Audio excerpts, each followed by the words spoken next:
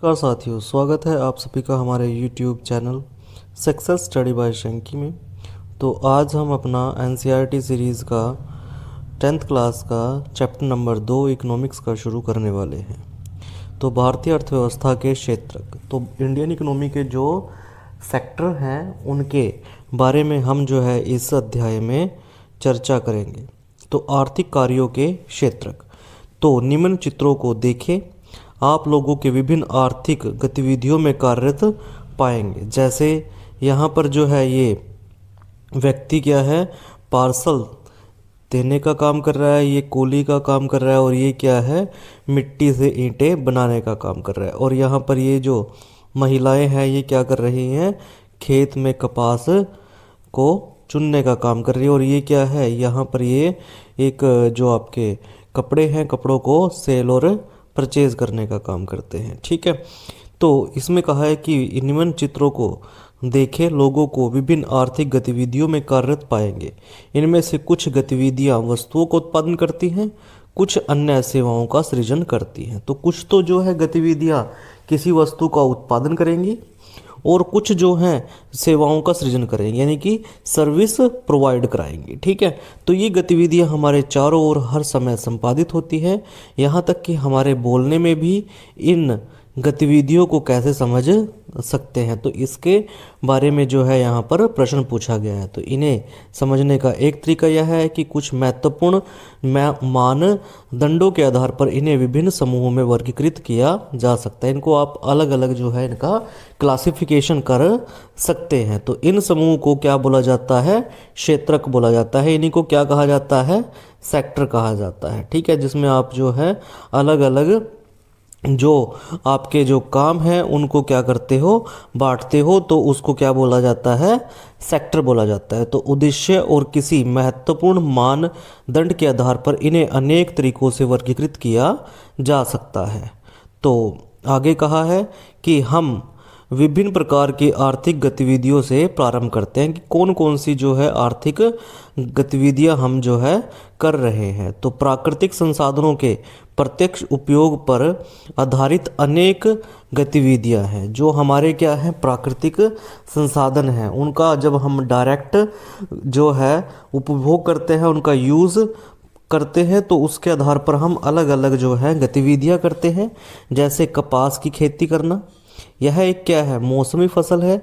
कपास के पौधों की वृद्धि के लिए हम मुख्यतः न कि पूर्णतः प्राकृतिक कारकों जैसे वर्षा, सूर्य का प्रकाश और जलवायु पर निर्भर है। तो हम क्या है, मुख्यतः जो है प्राकृतिक कारकों के ऊपर निर्भर है, जैसे वर्षा के ऊपर, सूर्य का प्रकाश के ऊपर, जलवायु के ऊपर। तो अतः कपास क्या है, एक प्राकृतिक उत्पाद है। इसी प्रकार डेयरी उत्पादन में हम पशुओं की जैविक प्रक्रिया एवं चारा आदि की उपलब्धता पर निर्भर होते हैं, अतः इसका उत्पादन दूध भी एक प्राकृतिक उत्पाद है। इसी प्रकार खनिज और अयस्क भी प्राकृतिक उत्पाद है। हम प्राकृतिक संसाधनों का उपयोग करके किसी वस्तु का उत्पादन करते हैं। अब हम प्राकृतिक संसाधनों का उपभोग करके किसी वस्तु का उत्पादन करते हैं तो उसे प्राथमिक क्षेत्र की गतिविधि कहा जाता है। तो याद रहेगा हमारे पास कि प्राथमिक क्षेत्र की गतिविधि किसे कहते हैं, तो प्राकृतिक संसाधनों का उपयोग करके किसी वस्तु का जो उत्पादन करते हैं तो उसे क्या बोलते हैं, प्राथमिक क्षेत्र की गतिविधि कहते हैं। तो प्राथमिक क्षेत्र ही इसको क्यों कहते हैं, क्योंकि यह उन सभी उत्पादों का आधार है जिन्हें हम क्रमशः निर्मित करते हैं। ठीक है, तो यानी कि जो आपके जितने भी आप उत्पाद बनाते हो उनका जो बेसिक है, जो जिससे आप उनको बनाओगे, वो आप किन से बनाओगे, आप प्राथमिक वस्तुओं से बनाओगे। ठीक है, तो इसलिए इसको क्या कहा जाता है, प्राथमिक क्षेत्र कहा जाता है। ठीक है, तो चूंकि हम अधिकांशतः प्राकृतिक उत्पादन डेयरी कृषि, डेयरी, मत्स्यन और वनों से प्राप्त करते हैं, इसलिए इस क्षेत्र को हम क्या है, कृषि एवं सहायक क्षेत्र भी कहते हैं। तो प्राथमिक क्षेत्र का दूसरा नाम क्या आ जाएगा, कृषि एवं सहायक क्षेत्र का आ जाएगा। ठीक है, उसके बाद आता है हमारे पास द्वितीय क्षेत्र की गतिविधियों के अंतर्गत प्राकृतिक उत्पादनों को विनिर्माण प्रणाली के जरिए अन्य रूपों में परिवर्तित करते हैं। तो जो द्वितीयक क्षेत्रक होता है उसमें क्या करते हैं, हम क्या करते हैं, विनिर्माण प्रणाली के जरिए, यानी कि उनको क्या करते हैं, मैन्युफैक्चरिंग करते हैं और उसको क्या है अन्य रूपों में परिवर्तित कर देते हैं, उसको क्या बोलते हैं, द्वितीयक क्षेत्रक बोलते हैं। तो यह प्राथमिक क्षेत्र के बाद अगला कदम है, यहाँ वस्तुएं सीधे प्रकृति से उत्पादित नहीं होती, जबकि जो प्राथमिक क्षेत्रक की जो वस्तुएं होती हैं वो सीधे प्रकृति से उत्पादित होती है, बल्कि निर्मित की जाती है। ये यहाँ पर जो आपकी द्वितीयक क्षेत्रक की जो वस्तुएं होती हैं उनको आप क्या करते हो, निर्मित करते हो। इसलिए विनिर्माण की प्रक्रिया अपरिहार्य है। यह प्रक्रिया किसी कारखाने, किसी कार्यशाला या घर में हो सकती है। जैसे कपास के पौधे से प्राप्त रेशे का उपयोग कर हम सूत काटते और कपड़ा बुनते हैं, गन्ने को कच्चे माल के रूप में उपयोग कर हम चीनी और गुड़ तैयार करते हैं। ठीक है, तो जो हमारे पास गन्ना था, गन्ना क्या है, गन्ना प्राथमिक क्षेत्र का एक उत्पाद है जिसको हम क्या है डायरेक्ट यूज नहीं कर सकते, इसको हमको क्या करना पड़ेगा, चीनी या गुड़ के अंदर क्या है परिवर्तित करना पड़ेगा। ठीक है, तो ये जो है चीनी और गुड़ जो है ये क्या होगा, ये चीनी और गुड़ जो है वो द्वितीयक क्षेत्रक का उत्पाद कहलाएगा। ठीक है, तो हम मिट्टी से ईंट बनाते हैं और ईंटों से घर और भवनों का निर्माण करते हैं। क्योंकि यह क्षेत्रक क्रमशः संवर्धित विभिन्न प्रकार के उद्योगों से जुड़ा है। ठीक है, तो ये जो है आपका जो द्वितीयक क्षेत्रक है इसमें क्या होता है, निर्माण का काम होता है। चाहे आप इसमें ईंट बनाओ या आप कोई और जो कोई बिजनेस से रिलेटेड है, कोई इंडस्ट्री से रिलेटेड है, कोई उत्पाद बनाओ, तो इसमें जो है आपकी इसको क्या बोलते हैं, औद्योगिक क्षेत्रक भी बोलते हैं। तो द्वितीयक क्षेत्रक का दूसरा नाम क्या आ जाएगा, औद्योगिक क्षेत्रक आ जाएगा। उसके बाद आते हैं हमारे प्राथमिक और द्वितीयक क्षेत्रक के अतिरिक्त आर्थिक गतिविधियों की एक तीसरी कोटि भी है, एक तीसरी श्रेणी भी है। वो तीसरी श्रेणी है वो है तृतीयक श्रेणी। क्या है, तृतीयक क्षेत्रक। ठीक है, और उपयुक्त दोनों क्षेत्रकों से भिन्न है। ये गतिविधियां क्या है, अब आपका प्राथमिक क्षेत्र भी उत्पादन कर रहा है और द्वितीयक क्षेत्र भी उत्पादन कर रहा है, तो इन सब में जो है आपको किसी की हेल्प की जरूरत होगी या सहायता की जरूरत होगी। तो ये क्या करता है, ये तृतीयक क्षेत्र का आपको क्या है वो हेल्प प्रोवाइड कराता है। तो ये विकास में मदद करती है। ये गतिविधियां संभवतः वस्तुओं का उत्पादन नहीं करती, ये इसमें वस्तुओं का उत्पादन नहीं होता बल्कि उत्पादन प्रक्रिया में क्या देते हैं, सहयोग या मदद करते हैं।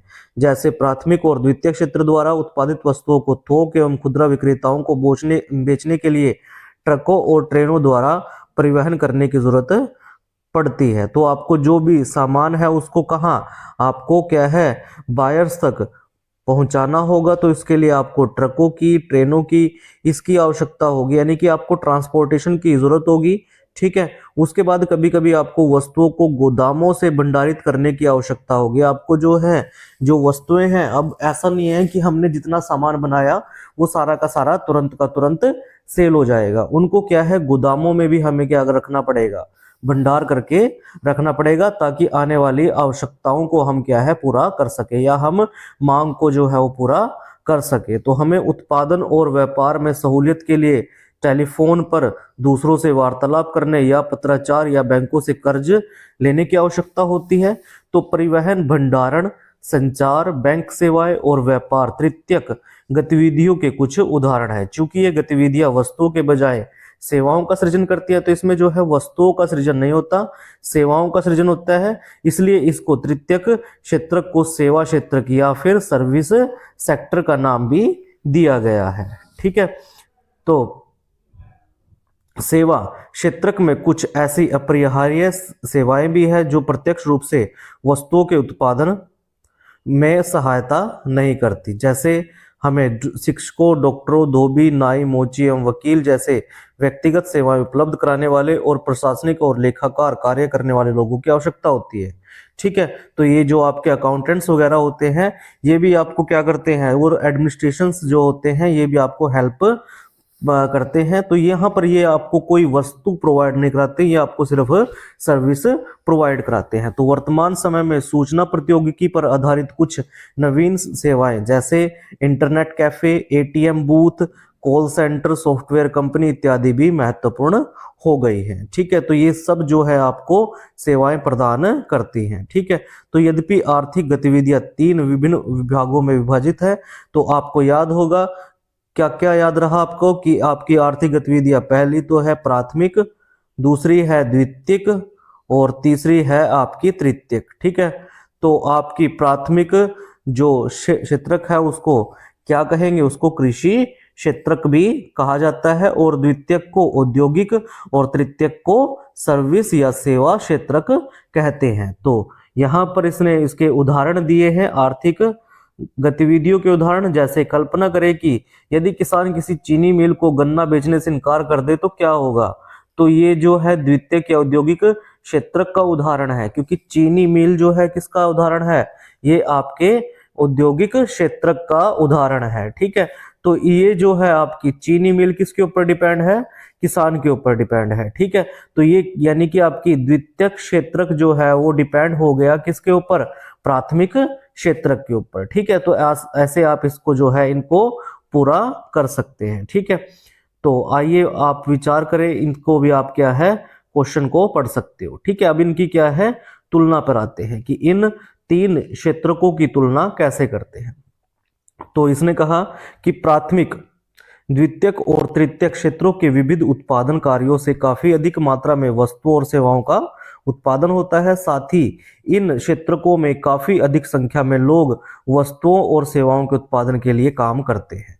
तो इसमें जो है आपके प्राथमिक, द्वितीय और तृतीयक क्षेत्र के अंदर जो है आपके जो बहुत सारे लोग जो है वो काम में लगे हुए हैं। ठीक है, तो अगले चरण में हम यह देखना है कि प्रत्येक क्षेत्रक में कितनी वस्तुएं और सेवाएं उत्पादित होती है और कितने लोग उस क्षेत्रक में काम करते हैं। किसी अर्थव्यवस्था में कुल उत्पादन और रोजगार की दृष्टि से एक या अधिक क्षेत्रक प्रधान होते हैं, जबकि अन्य क्षेत्रक अपेक्षाकृत छोटे आकार के होते हैं। ठीक है, तो आपकी किसी अर्थव्यवस्था के अंदर जो कुल उत्पादन और रोजगार, जो आपका प्रोडक्शन से रिलेटेड है और जो आपका एम्प्लॉयमेंट से रिलेटेड है, वो आपके क्षेत्रक प्रधान होते हैं, यानी कि द्वितीयक और तृतीयक क्षेत्रक जो है वो प्रधान रहते हैं। ठीक है, जबकि जो आपका प्राथमिक क्षेत्रक है वो आपका छोटा रहता है। तो प्रत्येक क्षेत्रक की विविध वस्तुओं और सेवाओं की हम गणना कैसे करते हैं और कुल उत्पादन को कैसे जानते हैं। ठीक है, तो आप सोचते होंगे कि हजारों की संख्या में उत्पादित वस्तुओं और सेवाओं की गणना करना असंभव कार्य है, कि आपने इतनी ज्यादा संख्या में वस्तुओं का उत्पादन किया, सेवाओं का आपने उत्पादन किया, तो इसकी गणना करना असंभव है। तो यह न केवल वृहद कार्य है, बल्कि आप आश्चर्यचकित भी होंगे कि हम कारों और कंप्यूटरों, किलो और फर्नीचर की संख्या का योगफल कैसे कर सकते हैं। यह बेहद क्या होगा, बेतुकी बात होगी। तो आप बिल्कुल सही सोचते हैं। इस समस्या के समाधान के लिए जो अर्थशास्त्री थे, इकोनॉमिस्ट थे, उन्होंने सुझाव दिया कि वस्तुओं और सेवाओं की वास्तविक संख्या का योग करने के स्थान पर उसके मूल्य का उपयोग किया जाना चाहिए, कि आपने कितनी वस्तुएं उत्पादित की, कितने वस्तुओं का आपने उत्पादन किया, उनके नंबर्स को काउंट करने की बजाय आप उनके मूल्य को क्या करिए, काउंट करिए। जैसे 10,000 किलोग्राम गेहूं 20 रुपए प्रति किलोग्राम की दर से बेचा जाता है, तो गेहूं का मूल्य जो है वो 2 लाख रुपए होगा। तो 15 रुपए प्रति नारियल की दर से 5,000 नारियल का मूल्य 75,000 होगा। तो इसी प्रकार तीनों क्षेत्रकों के वस्तुओं और सेवाओं के मूल्य की गणना की जाती है, उसके बाद उसका योगफल प्राप्त करते हैं। तो ध्यान रखें कि यहाँ एक सावधानी बरतने की जरूरत है। उत्पादित और बेची गई प्रत्येक वस्तु की गणना करने की जरूरत नहीं है। तो आपको क्या है, हर एक वस्तु की क्या है, गणना करने की जरूरत नहीं है। आपको सिर्फ क्या है, अंतिम वस्तुओं और सेवाओं की गणना करने का ही औचित्य है। यहाँ पर जो आपकी अंतिम वस्तुएं हैं, अंतिम वस्तु क्या है, जिन्होंने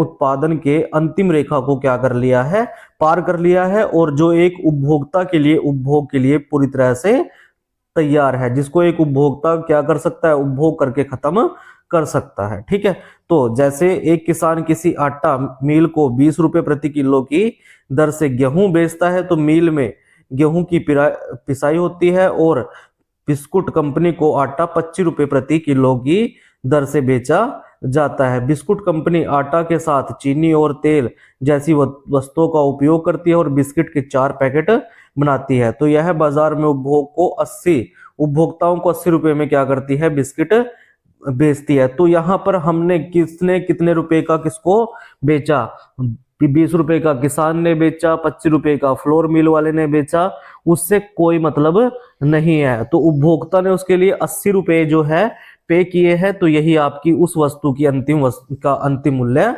रहेगा। तो अतः बिस्कुट की अंतिम उत्पाद है तो वह वस्तु जो उपभोक्ताओं तक पहुंचती है। तो ये जो बिस्किट है यही क्या होगा अंतिम उत्पाद होगा, और उसका मूल्य ही आपका अंतिम उत्पाद मूल्य कहलाएगा। तो केवल अंतिम वस्तुओं और सेवाओं की ही गणना क्यों की जाती है, तो ये आपके अंदर जो है प्रश्न आएगा। तो दिए गए उदाहरण में किसी अंतिम वस्तु के विपरीत गेहूं और आटा जैसी वस्तुएं मध्यवर्ती वस्तुएं होती है। तो किसी अंतिम वस्तु के विपरीत क्या है, गेहूं और आटा जो है वो क्या होती है, अंतिम जैसी वस्तुएं क्या होती है, मध्यवर्ती वस्तुएं होती है। तो मध्यवर्ती वस्तुएं अंतिम वस्तुओं और सेवाओं के निर्माण में इस्तेमाल की जाती है। तो मध्यवर्ती वस्तुओं का क्या उपयोग होता है, तो ये क्या है, वस्तुओं और सेवाओं के निर्माण में इस्तेमाल होती है। तो अंतिम वस्तु के मूल्य में मध्यवर्ती वस्तुओं का मूल्य पहले से ही शामिल होता है। बिस्किट के मूल्य 80 रुपए में पहले से ही आटे का जो है मूल्य शामिल है। तो यहाँ पर जो आपने 20 रुपए का अंतिम मूल्य बताया है, उसके अंदर 80 रुपए का जो अंतिम मूल्य बताया है उसके अंदर क्या है, 25 रुपए जो आटे के पे किए हैं वे ऑलरेडी क्या है, इसके अंदर जो है वो काउंट किए जा चुके हैं। तो इस प्रकार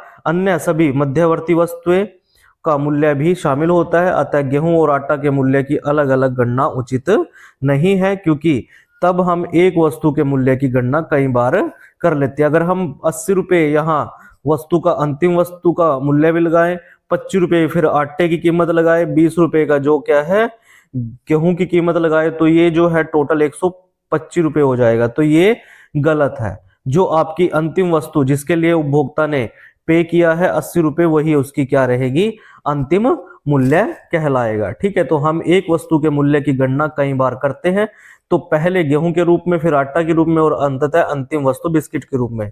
तो यही आपका क्या हो जाएगा, ये आपका इसी को क्या आप क्या है बोलते हो कि आपने क्या किया, आपने दोहरा लेखा कर, आपने क्या क्या कर लिया, आपने दोहराव को अपना लिया। ठीक है, उसके बाद है किसी विशेष वर्ष में प्रत्येक क्षेत्रक द्वारा उत्पादित अंतिम वस्तुओं और सेवाओं का मूल्य उस वर्ष में क्षेत्रक के कुल उत्पादन की जानकारी प्रदान करता है। तो किसी वर्ष के अंदर जो आपके हर क्षेत्रक है, हर सेक्टर ने कितनी अंतिम वस्तुओं और सेवाओं का मूल्य जो है उत्पादित किया है, उस वर्ष में उस क्षेत्रक के कुल उत्पादन की जानकारी को प्रदान करेगा।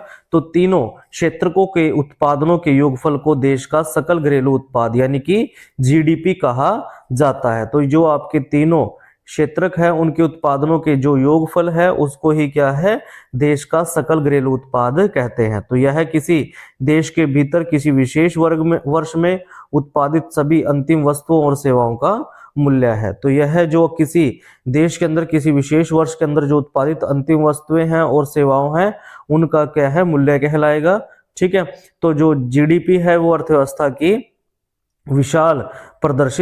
विशालता को क्या करता है, प्रदर्शित करता है। तो ये आपका का हो गया क्या है, आपकी सकल घरेलू उत्पाद यानी कि जीडीपी, ग्रोस डोमेस्टिक प्रोडक्ट जो है किसी भी इकोनॉमी की जो है विशालता को प्रदर्शित करता है। तो भारत में जीडीपी मापन जैसा कठिन कार्य केंद्र सरकार के मंत्रालय द्वारा किया जाता है। यह मंत्रालय राज्यों एवं केंद्र शासित क्षेत्रों के विभिन्न सरकारी विभागों की सहायता से वस्तुओं और सेवाओं की कुल संख्या और उनके मूल्य से संबंधित सूचनाएं प्रदान करता है, एकत्र करता है, और तब हम जीडीपी का अनुमान लगाते हैं। उसके बाद है क्षेत्रकों में ऐतिहासिक परिवर्तन। तो इसने कहा है कि सामान्यतः अधिकांश विकसित देशों के इतिहास में यह देखा गया है कि विकास की प्रारंभिक अवस्थाओं में प्राथमिक क्षेत्र की आर्थिक सक्रियता का सबसे महत्वपूर्ण क्षेत्रक रहा है।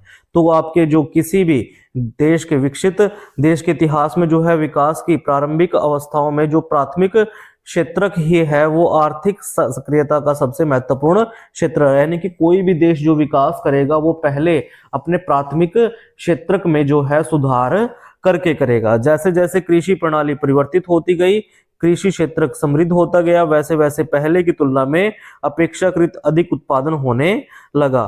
तो अब अनेक लोग दूसरे कार्य करने लगे, शिल्पियों और व्यापारियों की संख्या में वृद्धि होने लगी। जैसे आपका जो है कृषि क्षेत्र जो है वो विकसित हुआ, समृद्ध हुआ, तो लोगों के पास समय बचा और वो जो है उसके लिए क्या है अलग अलग वो क्या करने लगे, काम करने लगे। तो क्रय विक्रय की गतिविधियां कई गुना जो है वो बढ़ गई। इसके अतिरिक्त अनेक लोग परिवहन, प्रशासक और सैन्य कार्य इत्यादि से जुड़े थे। फिर भी इस अवस्था में अधिकांश उत्पादित वस्तुएं प्राकृतिक उत्पाद थी। जो आपकी ज्यादातर जो उत्पादित वस्तुएं थी वो कैसी थी, प्राकृतिक उत्पाद थी, यानी कि प्रकृति से हमें मिल रही थी। ठीक है, जो प्राथमिक क्षेत्रक में आती थी और अधिकांश लोग इसी क्षेत्रक में रोजगार करते थे। तो आपके जो ज्यादातर लोग जो है वो किस क्षेत्रक में रोजगार करते थे, तो वो प्राथमिक क्षेत्रक में रोजगार करते थे। लंबे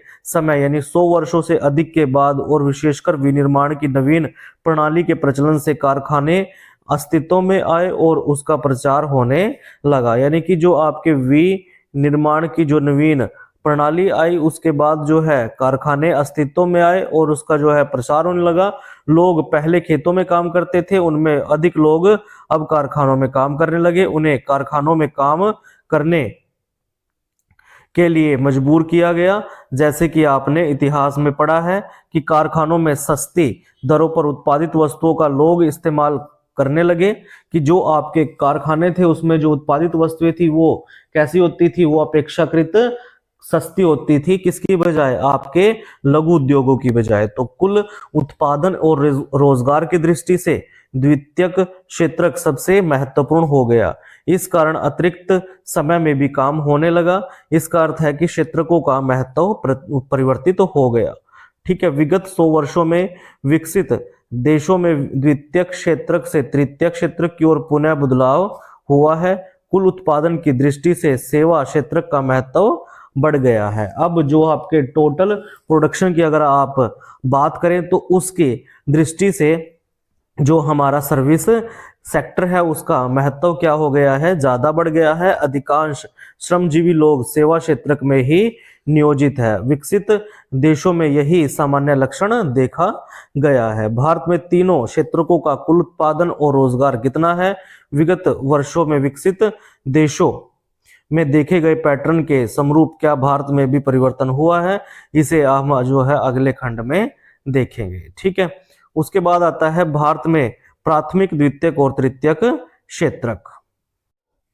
भारत में प्राथमिक, द्वितीयक और तृतीयक क्षेत्रक। तो आलेख 1 में तीनों क्षेत्रकों द्वारा उत्पादित वस्तुओं और सेवाओं को दिखाता है। यह 2 वर्षों 1973-74 और 2013-14 के उत्पादन को दिखाता है। तो हमने इन दोनों वर्षों के आंकड़ों का उपयोग किया क्योंकि यह आंकड़े तुलनीय और प्रमाणिक हैं। आप देख सकते हैं कि 40 वर्षों में कुल उत्पादन में कितनी समृद्धि हुई है। ठीक है, तो हमारे पास जो है इसमें ये जो है आपका एक चार्ट है, उसको क्या है दिखाया गया है इस ग्राफ के माध्यम से। ठीक है, तो इसको जो है आप देख सकते हैं। ठीक है, तो जो आपके पास है प्राथमिक, द्वितीयक और तृतीयक क्षेत्रक, तो 1973-74 में जो आपका प्राथमिक, द्वितीयक और तृतीयक क्षेत्रक था वो जो सिमटा हुआ था 5 लाख से 1 लाख तक, वो आज जो है वो प्रगति कर रहा है। कहां से, आपके 60 लाख से 55 लाख करोड़ तक। ठीक है, तो यहाँ पर आपका जो है प्राथमिक, उसमें जो है प्राथमिक क्षेत्रक जो है वो ज्यादा था। ठीक है, और उसमें जो है आपका जो प्रोडक्शन, जो आपका इंडस्ट्रियल सेक्टर था, औद्योगिक क्षेत्रक था, वो आपका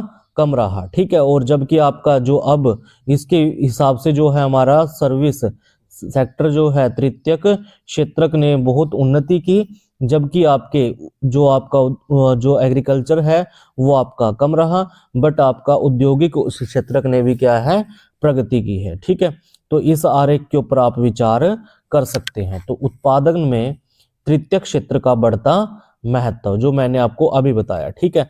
तो 1973-74 और 2013-14 के बीच 40 वर्षों में यद्यपि सभी क्षेत्रकों में उत्पादन में वृद्धि हुई, परंतु सबसे अधिक वृद्धि तृतीय क्षेत्र के उत्पादन में हुई है। सबसे ज्यादा जो है वृद्धि किसमें हुई है? तृतीय क्षेत्र में। तो इसके परिणामतः 2013-14 में भारत में प्राथमिक क्षेत्र को प्रतिस्थापित करते हुए तृतीय क्षेत्र सबसे बड़े उत्पादक क्षेत्र के रूप में उभरा। भारत में तृतीय क्षेत्र कितना महत्वपूर्ण क्यों हो गया? इसके कई कारण हो सकते हैं। तो प्रथम, किसी भी देश में अनेक सेवाओं जैसे अस्पताल, शैक्षिक संस्थाएं, डाक एवं तार सेवा, थाना, कचहरी, ग्रामीण प्रशासनिक कार्यालय, नगर निगम, रक्षा, परिवहन, बैंक, बीमा कंपनी इत्यादि की आवश्यकता होती है। तो इन्हें क्या कहा जाता है? बुनियादी सेवाएं कहा जाता है। तो बुनियादी सेवाएं कौन सी है? जैसे अस्पताल, शैक्षणिक संस्थाएं, डाक एवं तार सेवा, थाना, कचहरी, ग्रामीण प्रशासनिक कार्यालय, नगर निगम, रक्षा, परिवहन, बैंक, बीमा कंपनी, ये सब क्या है? हमारी बुनियादी सेवाएं हैं। तो किसी विकासशील देश में इन सेवाओं के प्रबंधन की जिम्मेवारी कौन उठाती है? सरकार उठाती है, ठीक है। तो यहाँ क्या है? आपको आलेख 2 है, इसमें अलग अलग क्षेत्रों की हिस्सेदारी को जो है वो वर्णन किया गया है कि कैसे जो है ये जीडीपी में अपना क्या कर रही है? योगदान दे रही है। किसमें? जीडीपी में। तो जीडीपी में 1973-74 तक सेवा और प्राथमिक क्षेत्र ने क्या किया? अच्छा खासा योगदान दिया, ठीक है। उसके बाद 2013-14 में अब जो है सेवा क्षेत्र सबसे ज्यादा क्या कर रहा है? योगदान दे रहा है। तो द्वितीय, कृषि एवं उद्योग के विकास से परिवहन, व्यापार, भंडारण जैसी सेवाओं का विकास होता है। प्राथमिक और द्वितीय क्षेत्र का विकास इतना अधिक होगा, ऐसी सेवाओं की मांग उतनी ही अधिक होगी, ठीक है। तो तृतीयक, जैसे जैसे आय बढ़ती है, कुछ लोग अन्य कई सेवाएं जैसे रेस्टोरेंट, पर्यटन, शॉपिंग, किसी निजी अस्पताल, निजी विद्यालय, व्यावसायिक परीक्षण इत्यादि की मांग शुरू कर देते हैं। आप नगरों में, विशेषकर बड़े नगरों में इस द्रुत परिवर्तन को देख सकते हैं कि जैसे एक आदमी की इनकम बढ़ती है तो वो क्या है? कई अन्य सेवाएं जो है उनका लाभ लेने की कोशिश करने लगता है, ठीक है। तो एक अच्छा हॉस्पिटल की जरूरत होगी, उसके एक अच्छे स्कूल की जरूरत होगी, एक अच्छे जो है रेस्टोरेंट में वो खाना खाने के लिए जाएगा। इससे जो है सर्विस सेक्टर क्या होता है? इंप्रूव होता है। तो चतुर्थ, विगत दशकों में सूचना और संचार प्रौद्योगिकी पर आधारित कुछ नवीन सेवाएं महत्वपूर्ण और परिहार्य हो गई हैं। तो इन सेवाओं के उत्पादन में तीव्र वृद्धि हो रही है। अध्याय 4 में हम इन नवीन सेवाओं और उनके प्रसार के कारणों की चर्चा करेंगे। अतः आपको याद रखना चाहिए कि सेवा क्षेत्र सभी सेवाओं में समान रूप से समृद्धि नहीं हो रही है, ठीक है। तो आपके जो है जितनी भी सेवा क्षेत्र की सभी सेवाओं में ऐसा नहीं है कि सभी सेवाएं जो है उनमें समान रूप से वृद्धि हो रही है। एजुकेशन में, हेल्थ में, ठीक है, जो अदर इंफ्रास्ट्रक्चर है उनके अंदर एक ही जो है समान रूप से वृद्धि हो रही है, ऐसा बिल्कुल भी नहीं है। भारत में सेवा क्षेत्र कई तरह के लोगों को नियोजित करता है, कई तरीके के लोगों को के लिए क्या करता है? प्लानिंग करता है, ठीक है। तो एक और इन सेवाओं की संख्या क्या है? सीमित है। इसमें अत्यंत कुशल और शिक्षित श्रमिकों को रोजगार मिलता है। दूसरी ओर बहुत अधिक संख्या में लोग छोटी दुकानों, मरम्मत कार्यों, परिवहन जैसी सेवाओं में लगे हुए हैं। वे लोग बड़ी मुश्किल से जीविका निर्वाह कर पाते हैं। वे इन सेवाओं में इसलिए लगे हुए हैं क्योंकि उनके पास कोई अन्य वैकल्पिक अवसर नहीं है। तो इस कारण सेवा क्षेत्र के केवल कुछ भागों का ही महत्व बढ़ रहा है, ठीक है। तो आगे हमारे पास जो है अधिकांश लोग कहाँ नियोजित हैं, वो लोग कहाँ काम कर रहे हैं। तो आलेख 2, तो जीडीपी में तीनों क्षेत्रकों की प्रतिशत हिस्सेदारी प्रस्तुत करता है। अब आप 40 वर्षों में क्षेत्रकों के बदलते महत्व को प्रत्यक्ष देख सकते हैं। आलेख 2, तो जीडीपी में तीनों क्षेत्रकों की प्रतिशत हिस्सेदारी प्रस्तुत करता है। अब आप 40 वर्षों में क्षेत्रकों के बदलते महत्व को प्रत्यक्ष देख सकते हैं। ठीक है, तो यहाँ पर आपके क्या है, जो तीनों जो क्या है आपके क्षेत्रकों की हिस्सेदारी को जो है यहाँ पर दिखाया है। कैसे जो है 1973 में 71% हिस्सेदारी जो है वो किसकी थी, वो थी एग्रीकल्चर की। और जब आपके क्या है 11% हिस्सेदारी आपके उद्योगों की थी और 18% हिस्से, तो आज जो है 2017 में 18 में जो है वो इसमें दिखाई है कि जो 71 से क्या है शिफ्ट होके अब कितने पे आ गई है, 44 पर। और 25 जो है आपकी हिस्सेदारी है वो बढ़ गई है किसमें, आपके औद्योगिक यानी कि द्वितीयक क्षेत्र में। और जो आपका सर्विस सेक्टर है उसमें भी क्या है वृद्धि हुई है 18 से 31% में। ठीक है, तो इसमें क्या है, भारत के संदर्भ में एक उल्लेखनीय तथ्य है कि यद्यपि जीडीपी में तीनों क्षेत्रकों की हिस्सेदारी में परिवर्तन हुआ है, फिर भी रोजगार में ऐसा ही परिवर्तन नहीं हुआ है। तो आरेख 3 वर्ष 1977-78 एवं 2017-18 और वर्ष 2003 में तीनों क्षेत्रकों में रोजगार की हिस्सेदारी को दिखाता है। आज भी प्राथमिक क्षेत्र में सबसे बड़ा नियोक्ता है। तो भारत की आज भी क्या है, प्राथमिक क्षेत्र के ऊपर ही क्या है ज्यादा डिपेंड करता है, और उसमें ही क्या जो है वही आपका क्या है जीडीपी में सबसे ज्यादा योगदान देता है। तो प्राथमिक क्षेत्र से रोजगार का एक ऐसा ही क्षेत्र स्थानांतरण क्यों नहीं हुआ, इसका कारण यह है कि द्वितीयक और तृतीयक क्षेत्र में रोजगार के पर्याप्त अवसरों का सृजन नहीं हुआ। तो ये जो है आपका प्राथमिक क्षेत्र से जो है रोजगार का जो है वो स्थानांतरण क्यों नहीं हुआ, कि आज भी लोग जो है वो प्राथमिक क्षेत्र के अंदर ही रोजगार की ज्यादा संभावनाओं को ढूंढ रहे हैं। ऐसा क्यों है, क्योंकि जो आपके द्वितीयक और तृतीयक क्षेत्र है उसमें रोजगार के प्राप्त अवसरों का सृजन नहीं हो पा रहा है। ठीक है, तो यद्यपि इस अवधि में वस्तुओं के औद्योगिक उत्पादन में 3 गुना से ज्यादा वृद्धि हुई है, तो जो आपका औद्योगिक उत्पादन है उसमें 3 गुना से ज्यादा वृद्धि हुई है, परंतु जो औद्योगिक रोजगार में लगभग 3 गुना की वृद्धि हुई है। ठीक है, तो जो आपकी क्या है ही वृद्धि हुई है। तो तृतीय क्षेत्र पर यही बात लागू होती है कि सेवा क्षेत्र में उत्पादन में 14 गुना वृद्धि हुई है।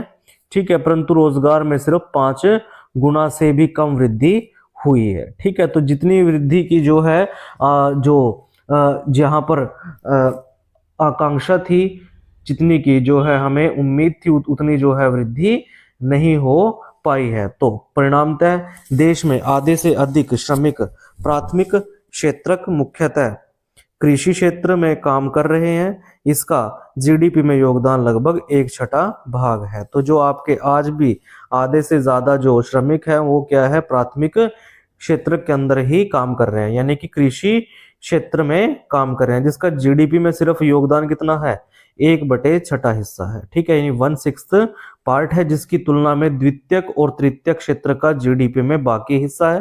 परंतु ये क्षेत्र कम लोगों को रोजगार प्रदान करते हैं। तो जो आपके द्वितीयक और तृतीयक क्षेत्रक है ये क्या करते हैं, कम लोगों को रोजगार प्रदान करते हैं। इसका अर्थ यह है कि कृषि क्षेत्र में लगे श्रमिक अपनी क्षमता से कम उत्पादन कर रहे हैं। ठीक है, तो क्या इसका ये अर्थ है, तो क्या इसका अर्थ यह है कि कृषि में आवश्यकता से अधिक लोग लगे हुए हैं। तो अतः यदि आप कुछ लोगों को कृषि क्षेत्र से हटा देते हैं तो भी उत्पादन प्रभावित नहीं होगा। दूसरे शब्दों में कृषि क्षेत्र के श्रमिकों में अल्प बेरोजगारी है। अगर हम यहाँ पर कहें कि जो कृषि क्षेत्र के जो श्रमिक हैं वो किससे, वो अल्प बेरोजगारी से हमेशा क्या रहते हैं, ग्रसित रहते हैं। एक छोटा किसान लक्ष्मी का उदाहरण लेते हैं, जिसके पास 2 हेक्टेयर असंचित भूमि है, जो सिंचाई के लिए किसके ऊपर निर्भर है, वर्षा के यानी कि प्रकृति के ऊपर वो निर्भर है। और ज्वार एवं अरहर जैसी फसलें क्या करता है, उपजाता है। उसके परिवार के सभी 5 सदस्य उस भूमि पर वर्ष भर काम करते हैं। क्यों? क्योंकि उन्हें कहीं और रोजगार उपलब्ध नहीं है। आप देखेंगे कि प्रत्येक व्यक्ति काम कर रहा है, कोई बेकार नहीं है। तो उसके जितने भी परिवार के सदस्य हैं 5 के 5 वो क्या कर रहे हैं, वो जो है रोजगार में वो क्या है, वो सभी काम कर रहे हैं, कोई बेरोजगार नहीं है, परंतु वास्तव में उनका जो श्रम प्रयास क्या है वो विभाजित है। ठीक है, जो उन्होंने क्या किया है, लेबर एफर्ट्स लगाए हैं, वो उसके क्या है, वो बटे हुए हैं। प्रत्येक व्यक्ति कुछ काम कर रहा है, परंतु किसी को भी पूर्ण रोजगार प्राप्त नहीं है, वो सभी क्या है, अल्प रोजगार से पीड़ित है। तो यह अल्प बेरोजगारी की स्थिति है, जहां लोग प्रत्यक्ष रूप से काम कर रहे हैं, लेकिन सभी अपनी क्षमता से कम काम करते हैं। ठीक है, तो इसी को हम क्या कहते हैं, अल्प बेरोजगारी या छिपी हुई बेरोजगारी के नाम से इसको जानते हैं। ठीक है, तो जहां पर जो लोग क्या है, अपने जितनी उनकी क्षमता है उसके अकॉर्डिंग जो है वो काम नहीं कर पा रहे हैं, तो वो क्या कहलाती है, उनकी अल्प बेरोजगारी कहती है, और इसी को क्या कहते हैं, छिपी हुई बेरोजगारी कहते हैं। तो इस प्रकार की अल्प बेरोजगारी को छिपी हुई कहते हैं, क्योंकि यह है उन लोगों की बेरोजगारी जिनके पास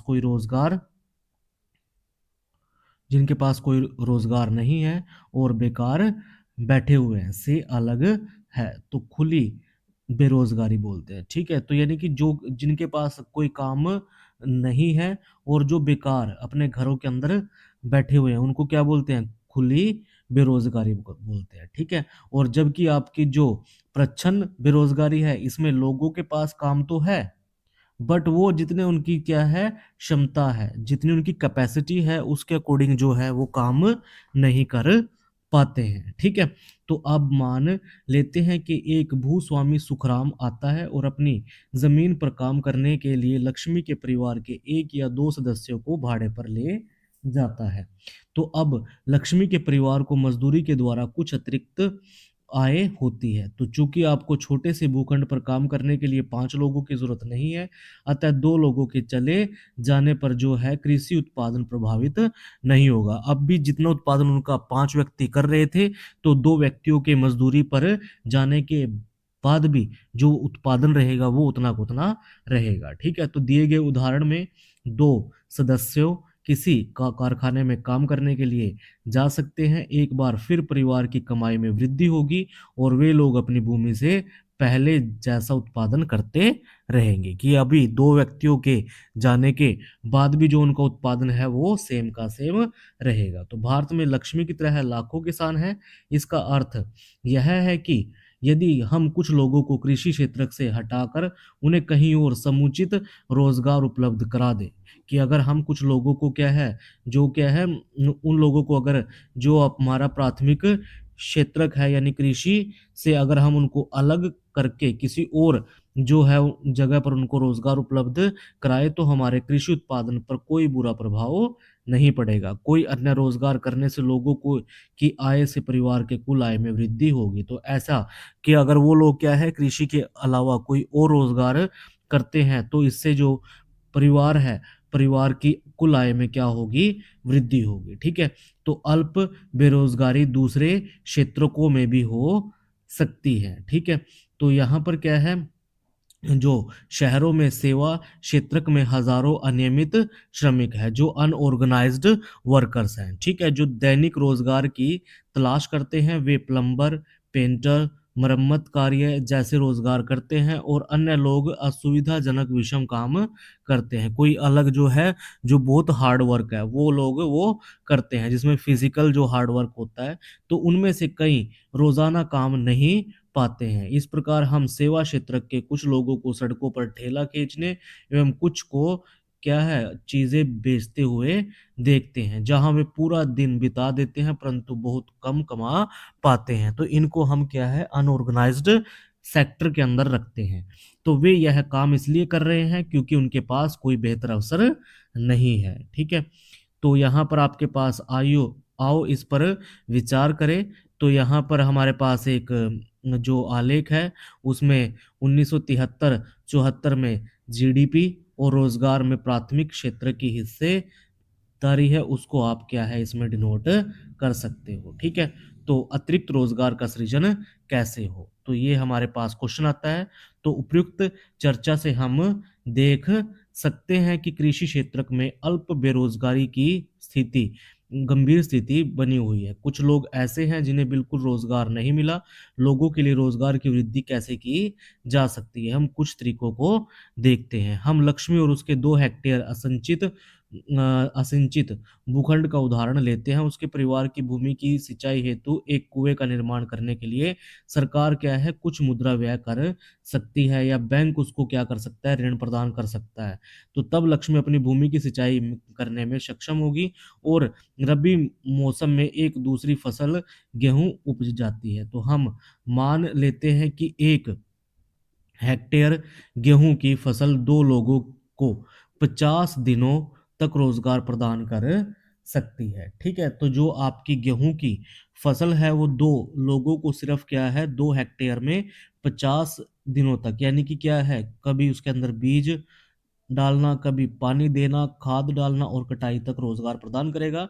अतः परिवार के 2 अन्य सदस्यों को अपनी जमीन में रोजगार मिल सकता है। अब मान लेते हैं कि ऐसे कई खेतों की सिंचाई के लिए एक नए बांध का निर्माण किया जाता है अथवा एक नहर खोदी जाती है। इससे कृषि क्षेत्र में रोजगार के अनेक अवसर सृजित हो सकेंगे और अल्प बेरोजगारी की समस्या अपने आप कम हो जाएगी। ठीक है, तो अब मान लेते हैं कि लक्ष्मी और दूसरे किसान पहले की तुलना में अधिक उत्पादन करते हैं। उन्हें कुछ उत्पाद बेचने की भी आवश्यकता होगी क्या?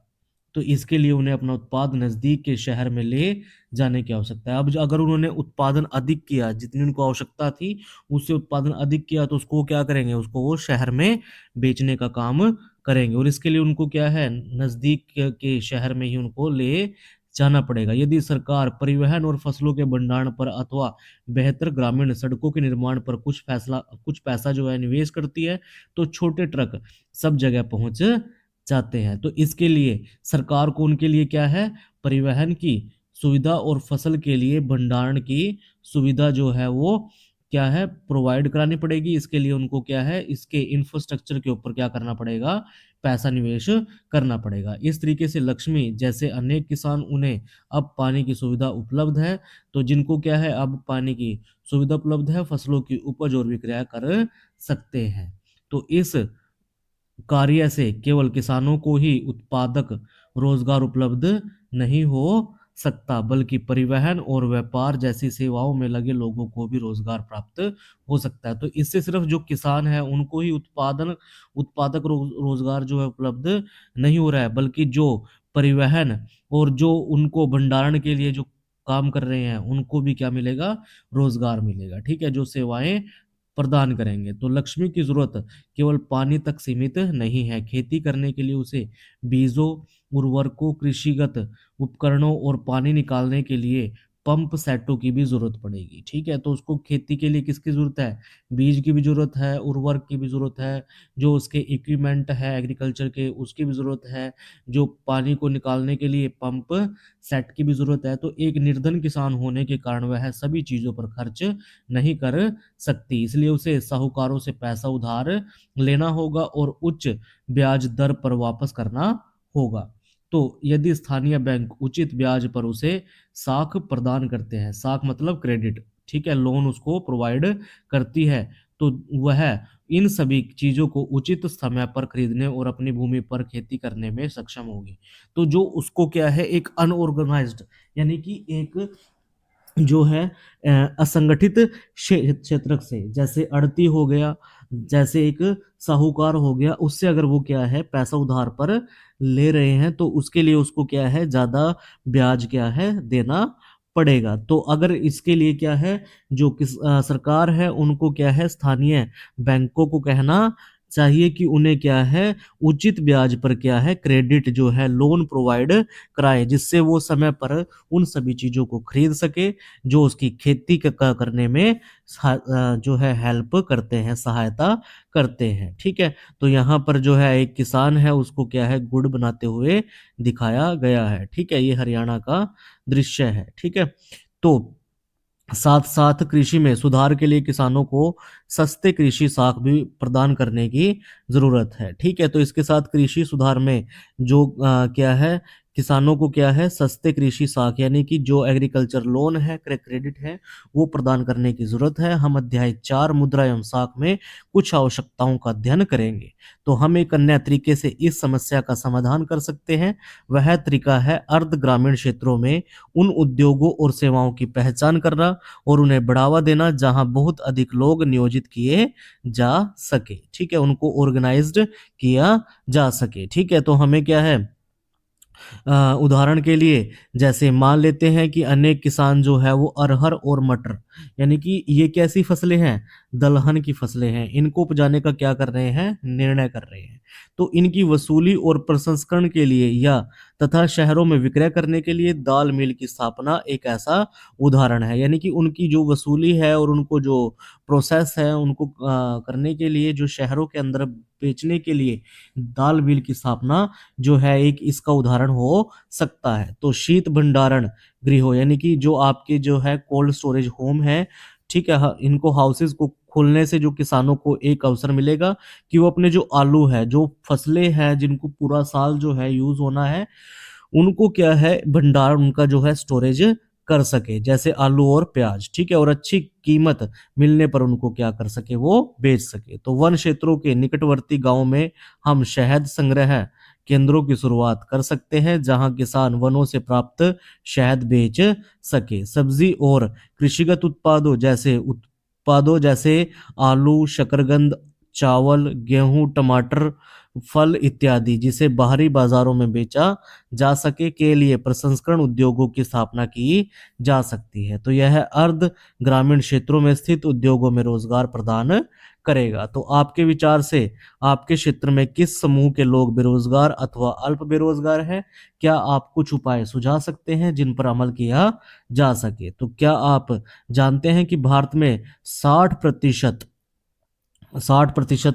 जनसंख्या जो है वो क्या है, 5 से 29 वर्ष आयु की है। इसलिए भारत को क्या है, एक युवा देश कहा जाता है। ठीक है, तो इनमें से 51% के लगभग जो है विद्यालय जाते हैं। शेष जो है खासकर 18 वर्ष या उससे कम आयु के बच्चे जो है वो विद्यालय नहीं जाते हैं। वे या तो घर पर रहते हैं या उनमें से अधिकतर जो है वो बाल श्रमिक के रूप में काम कर रहे होंगे। यदि वे बच्चे भी विद्यालय जाने लगे तो हमें और अधिक भवनों, अध्यापकों और अन्य कर्मचारियों की आवश्यकता होगी। योजना आयोग यानी प्लानिंग कमीशन, अब जो है इसको जो है नाम बदलकर योजना आयोग का जो नाम है वो क्या कर दिया गया है, नीति आयोग, इसमें दिखा हुआ ही है। ठीक है, तो योजना आयोग को जो है वर्तमान में नीति आयोग द्वारा किए गए एक अध्ययन के अनुसार अकेले शिक्षा क्षेत्र में लगभग 20 लाख रोजगारों का सृजन किया जा सकता है। तो नीति आयोग के जो अध्यक्ष होते हैं वो कौन होते हैं, प्रधानमंत्री होते हैं जी। ठीक है, तो इसमें क्या है, 20 लाख रोजगारों का सृजन किया जा सकता है। ठीक है, तो जो आपका शिक्षा क्षेत्र है उसके अंदर अकेले ही। ठीक है, तो इसी प्रकार यदि हमें स्वास्थ्य की स्थिति में सुधार करना है तो हमें ग्रामीण क्षेत्रों में काम करने वाले और अधिक डॉक्टरों, नर्सों और स्वास्थ्य कर्मचारियों की आवश्यकता पड़ेगी।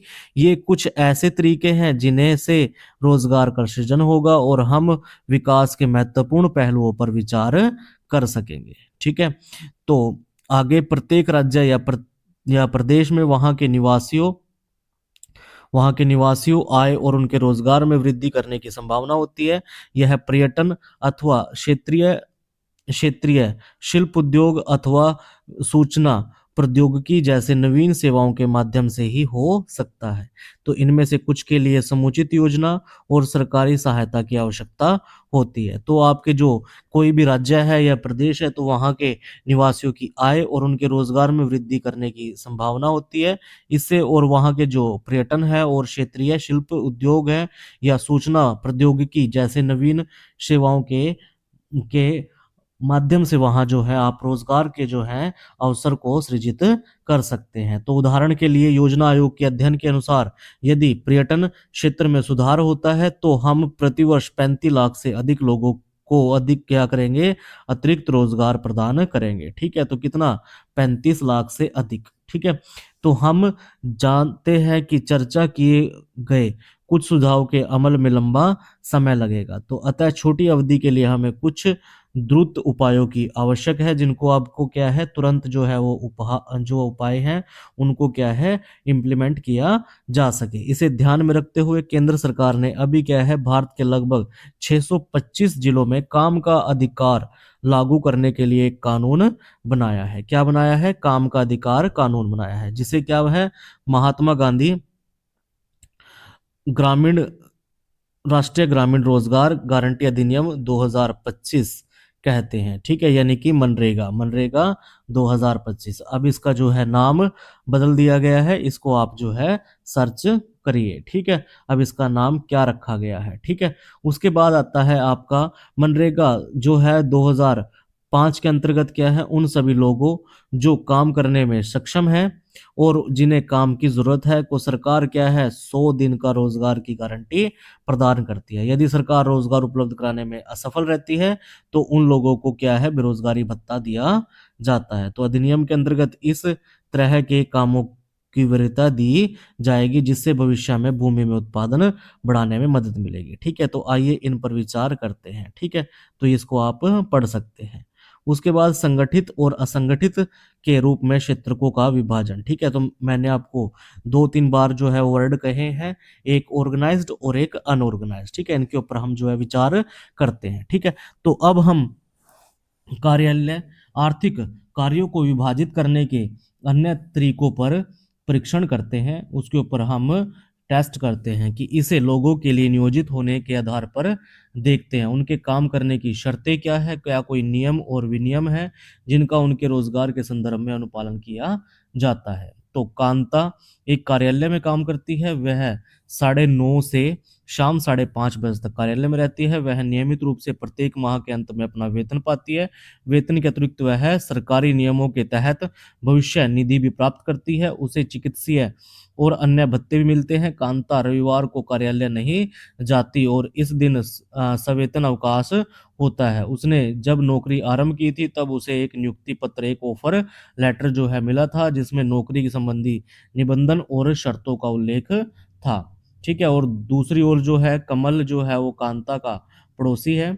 वह नजदीक के करियाना स्टोर के अंदर क्या करता है दैनिक मजदूरी करने का काम करता है। ठीक है, तो वह सुबह 7:30 बजे दुकान पर जाता है और शाम को 8 बजे तक काम करता है।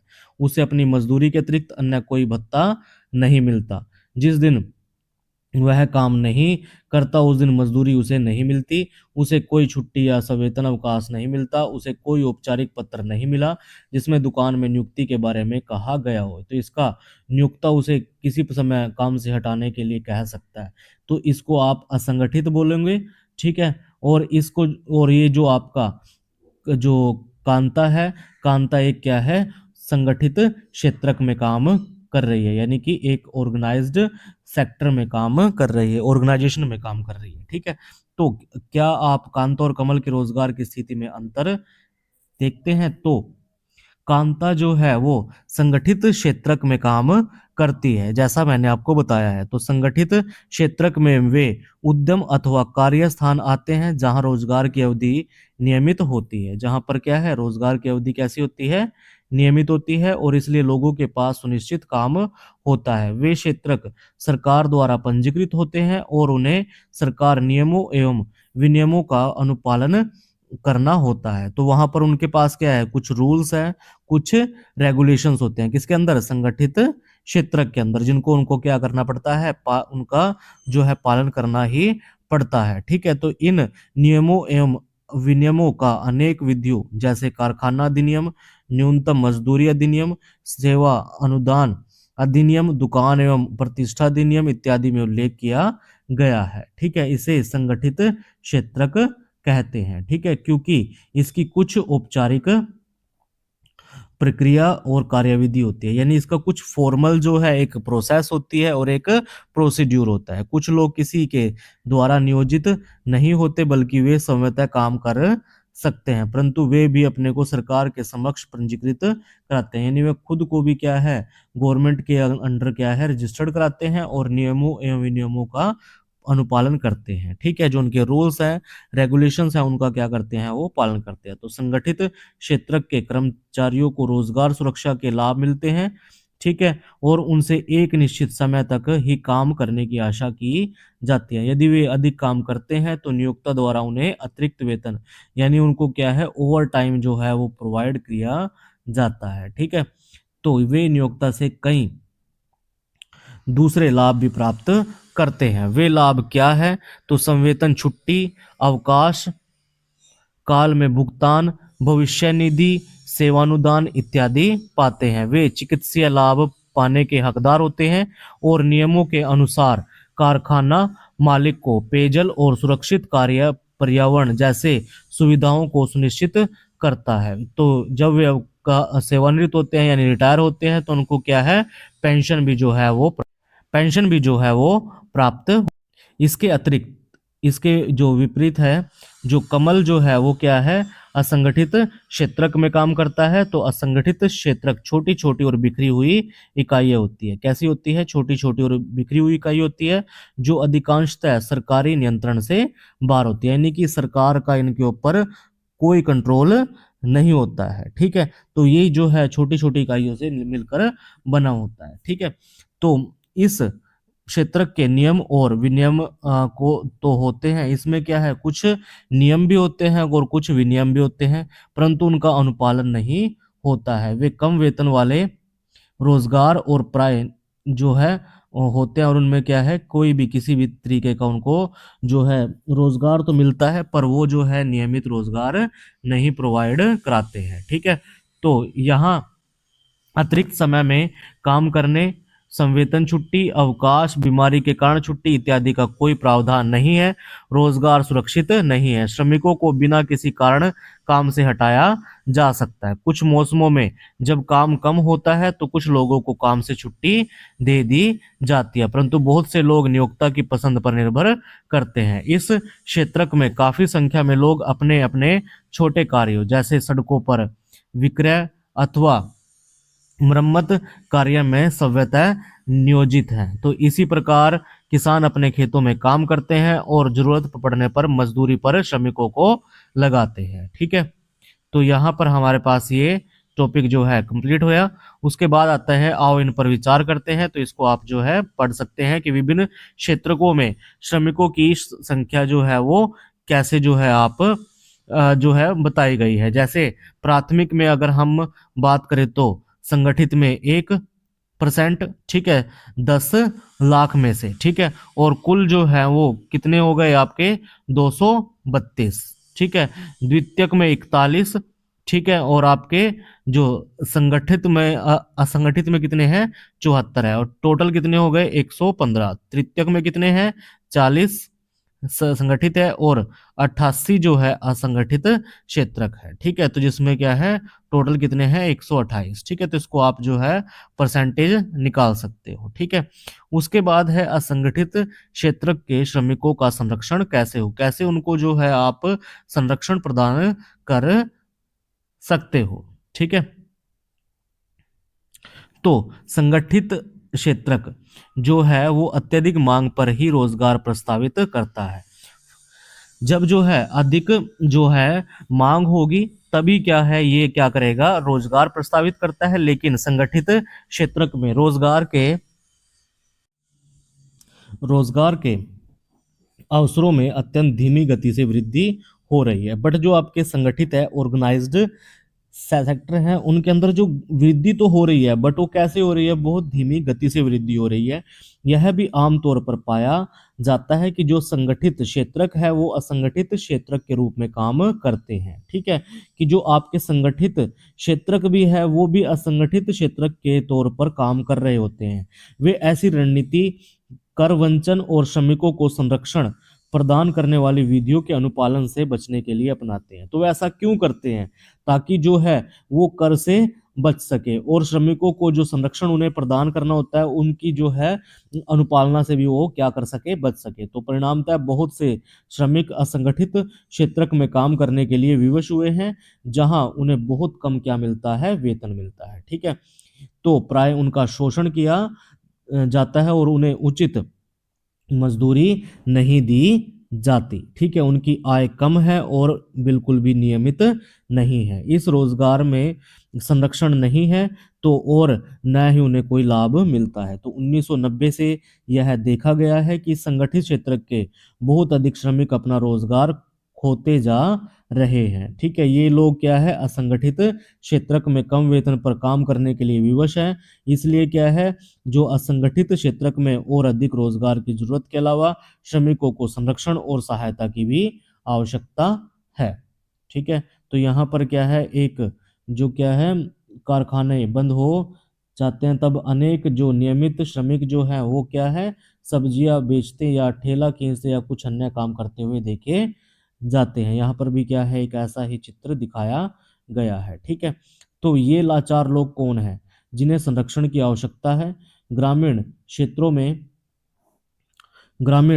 क्षेत्रों में असंगठित क्षेत्र मुख्यतः भूमिहीन कृषि श्रमिकों, छोटे और सीमांत किसानों, फसल बटाईदारों और कारीगरों, यानी कि जो कारीगर कौन से हैं, जैसे बुनाईकर, लोहार, बढ़ई और सुनार से रचित होता है। भारत में लगभग क्या है, 80% ग्रामीण जो है वो परिवार और छोटे सीमांत किसानों की श्रेणी में आते हैं। इन किसानों को समय से बीज, कृषि उपकरणों, साख भंडारण सुविधा और विपणन केंद्र की पर्याप्त सुविधा उपलब्ध कराने की जरूरत है। तो शहरी क्षेत्रों में असंगठित क्षेत्र असंगठित क्षेत्रक मुख्यतः कौन से आते हैं, लघु उद्योगों के श्रमिक, यानी कि जो आपके एमएसएमईज में आ जाते हैं।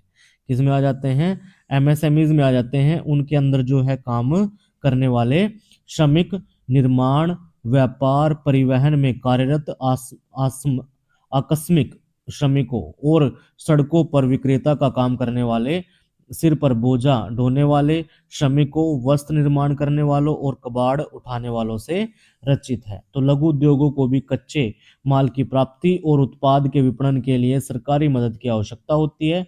आकस्मिक श्रमिकों को शहरी और ग्रामीण दोनों क्षेत्रों में संरक्षण दिए जाने की आवश्यकता है। यानी कि आपके जो कैजुअल वर्कर्स हैं उनको क्या है, आपके चाहे वो शहरी एरिया हो चाहे वो आपका ग्रामीण एरिया हो, हर जगह उनको क्या है, संरक्षण प्रदान करने की आवश्यकता पड़ती है। तो हम यह भी पाते हैं कि बहुसंख्यक श्रमिक अनुसूचित जाति, जनजाति, पिछड़ी जाति से हैं जो असंगठित क्षेत्र में रोजगार करते हैं। ये श्रमिक अनियमित और कम मजदूरी पर काम करने के अलावा सामाजिक भेदभाव के भी शिकार होते हैं।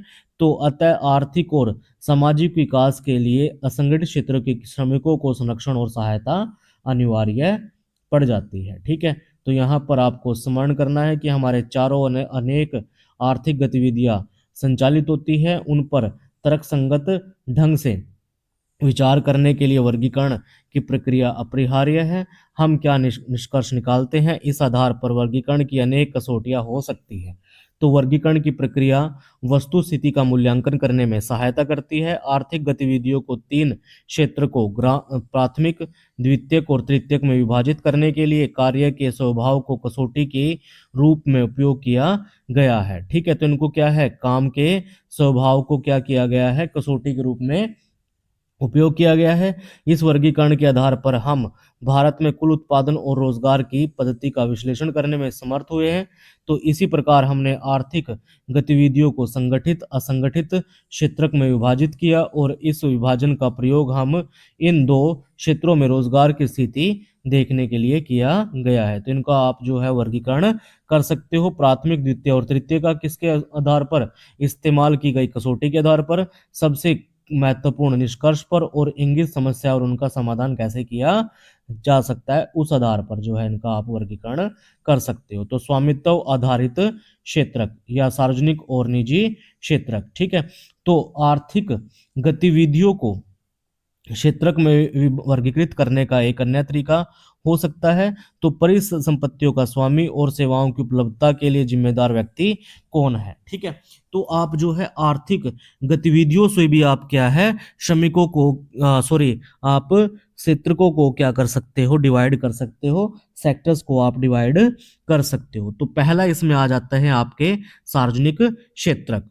तो अधिकांश परिसंपत्तियों पर सरकार का स्वामित्व होता है और सरकार ही सभी सेवाएं उपलब्ध कराती है। तो जो सार्वत्रिक जो आपका पब्लिक सेक्टर होता है उसमें जितनी भी एसेट्स होती है, परिसंपत्तियां होती हैं, उसके ऊपर क्या है, सरकार का ही ओनरशिप होती है और सरकार ही जितनी भी सेवाएं हैं वो उपलब्ध कराती है। तो निजी क्षेत्रक में जो है वो परिसंपत्तियों पर स्वामित्व और सेवाओं के वितरण की जिम्मेवारी एकल व्यक्ति या किसी कंपनी के हाथ में होती है। ठीक है, यानी कि जो आपका जितनी भी आपकी जो एसेट्स हैं या आपका जो भी ओनरशिप है वो क्या है, वो एक अकेले आदमी के पास या फिर उसकी किसी कंपनी के पास होती है। तो रेलवे अथवा डाकघर क्या है, आपके सार्वजनिक क्षेत्र के उदाहरण है। जबकि जो Tata iron and steel company, जिसको आप क्या बोलते हो, टिस्को बोलते हैं, अथवा रिलायंस इंडस्ट्रीज लिमिटेड, ये सभी आपकी क्या है, निजी स्वामित्व में आती है। तो निजी क्षेत्र की गतिविधियों का ध्येय लाभ अर्जित करना होता है। इनकी सेवाओं को प्राप्त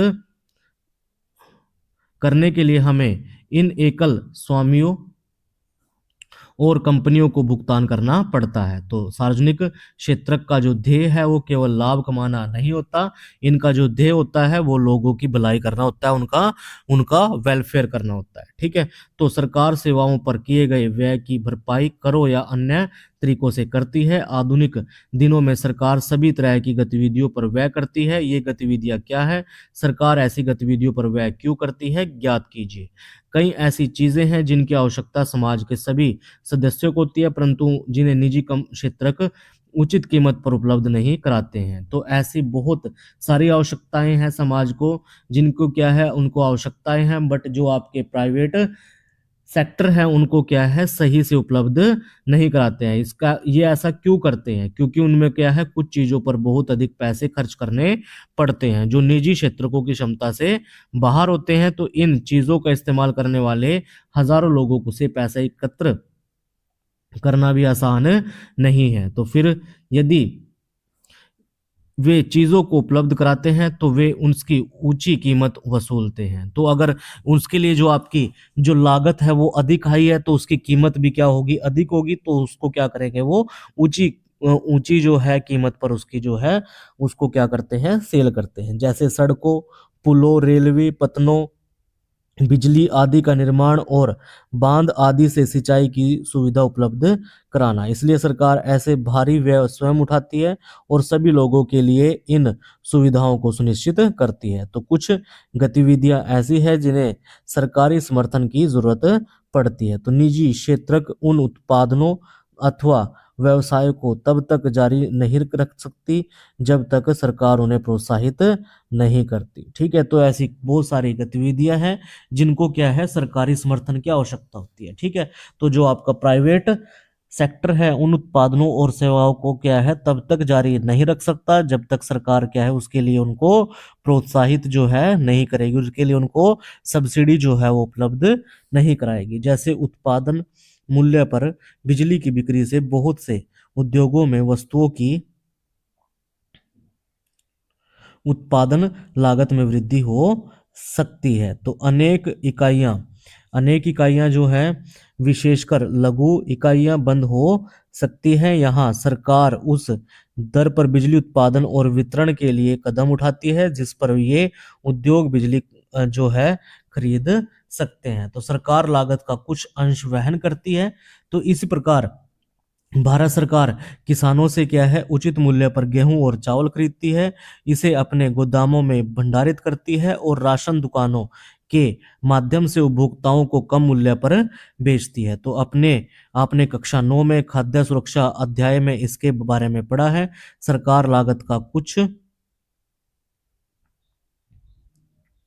भाग वहन करती है, यानी कि सरकार जो है जितनी लागत होती है उसका कुछ हिस्सा जो है वो खर्च करती है। तो इस प्रकार सरकार किसानों और उपभोक्ताओं दोनों को सहायता पहुंचाती है। अधिकतर आर्थिक गतिविधियां ऐसी है जिनकी प्राथमिक जिम्मेदारी सरकार पर है। ठीक है, तो ऐसी बहुत सारी गतिविधियां हैं जिनको क्या है, सरकार क्या है खुद करती है। जैसे डिफेंस से रिलेटेड हो गया, रक्षा से रिलेटेड हो गया, ठीक है, परमाणु से रिलेटेड हो गया। ठीक है, तो इनके लिए जो है सरकार खुद ब खुद क्या करती है, निवेश करती है और इसके लिए जिम्मेवारी कौन लेती है? सरकार लेती है। तो इन पर व्यय करना सरकार की अनिवार्यता है। ठीक है, तो इसके ऊपर जो खर्चा है उसको क्या है? सरकार को करना पड़ता है। जैसे सभी के लिए स्वास्थ्य और शिक्षा सुविधाएं, ठीक है, उपलब्ध कराना, इसके ऊपर क्या करना पड़ेगा? गवर्नमेंट को खर्चा करना पड़ेगा। तो हमने पहले अध्याय में कुछ गतिविधियों पर विचार किया है। समुचित ढंग से विद्यालय चलाना और गुणात्मक शिक्षा, विशेषकर प्राथमिक शिक्षा उपलब्ध कराना सरकार का कर्तव्य है। भारत में निरक्षरों की संख्या विश्व में सबसे अधिक है। ठीक है, तो इस प्रकार हम जानते हैं कि भारत के लगभग आधे बच्चे जो है कुपोषण के शिकार हैं। उनमें से एक चौथाई गंभीर रूप से पीड़ित है।